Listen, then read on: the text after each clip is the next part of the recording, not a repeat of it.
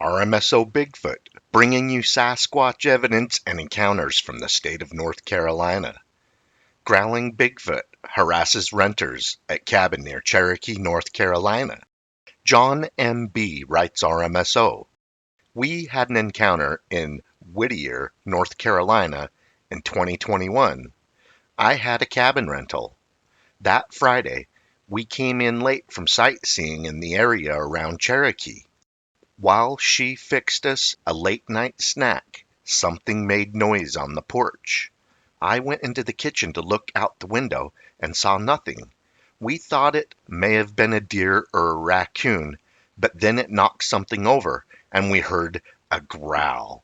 We went into the living room, and I went over by the couch, where my pistol and phone was on a lamp table. It stopped in front of the window. There was a nightlight on the pole outside, and it lit up the porch, enough for us to see a dark, tall creature on the porch. It fit the image of Bigfoot. Big, broad shoulders, black hair, ape-like features.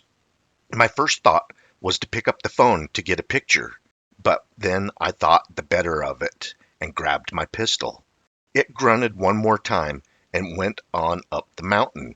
She and I were very scared, and we cut all the lights and put the chairs against the doors. We were awake all night and left at daylight. I looked around on the porch. A huge flower pot was knocked over.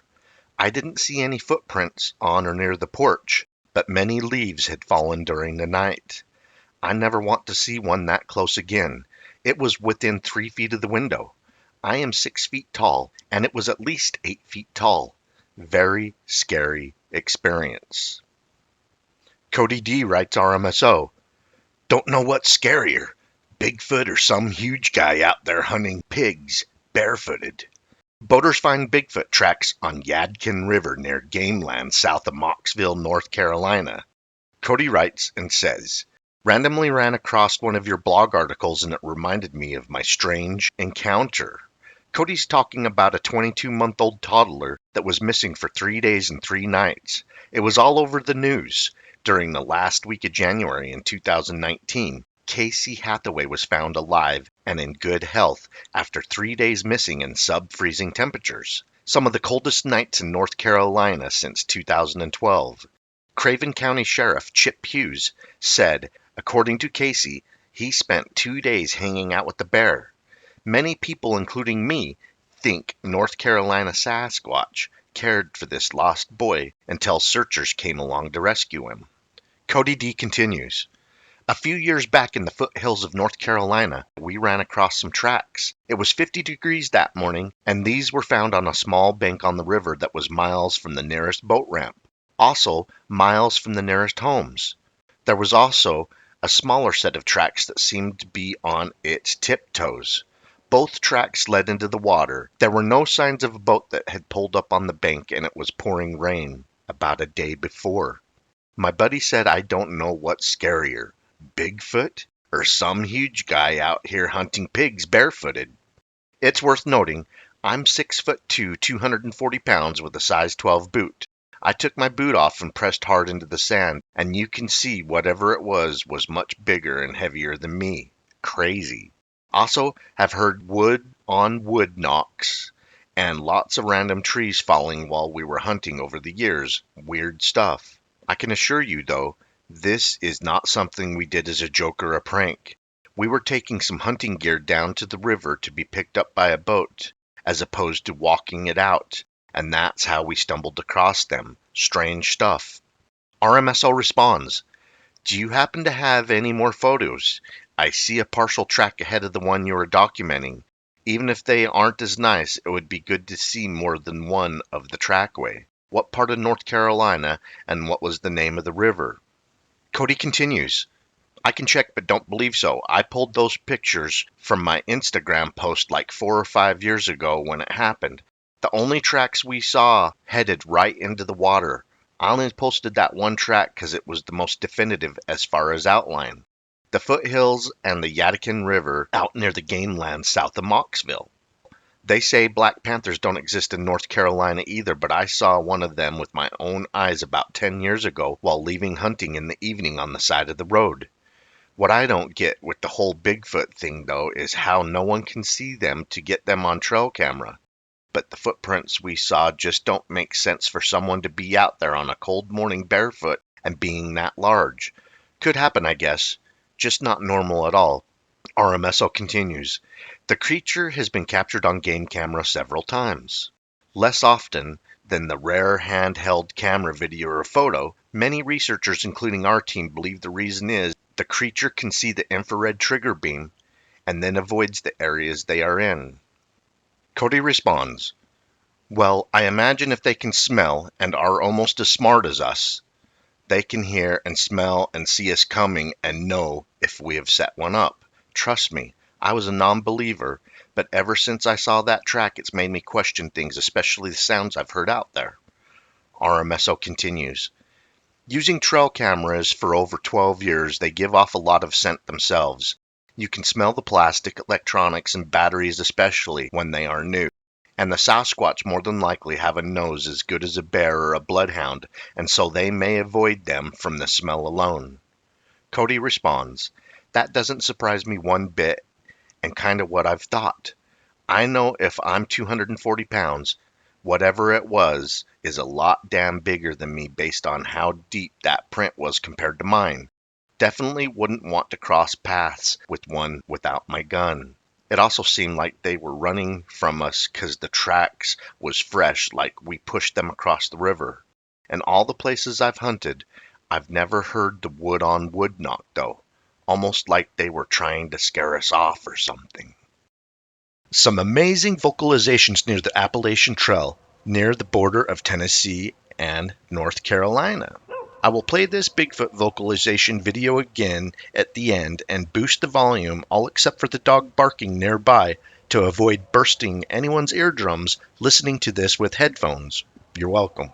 I want to give you the backstory first. Derek writes RMSO. My friend Shannon sent me this from Western North Carolina. They went on for a couple of weeks, most nights in October. I live in northeastern tip of Tennessee, and I notice these are around here mid-late fall, usually October through December. I'm about 15 minutes from the Appalachian Trail. RMSO responds, thanks for sending the vocalizations, the photos, and the eye shine video. Shannon did a great job capturing those amazing vocalizations on video. Derek continues, I saw them a couple of times, one standing beside the road one morning, and two in my backyard about 4:40 a.m. as I leave from work. RMSO continues, that early? There isn't enough light to get a good photo or video. That's why they're so hard to capture on camera. Not only are they rare, they are nocturnal too. Derek continues, I got eye shine though. I recorded a video for about 8 seconds. Then my phone died, even though I just got it off the charger for work. RMSO asks, like it zapped the power in 8 seconds from the phone? Derek, yes, it was dead after that. Light from the phone was the only light I had.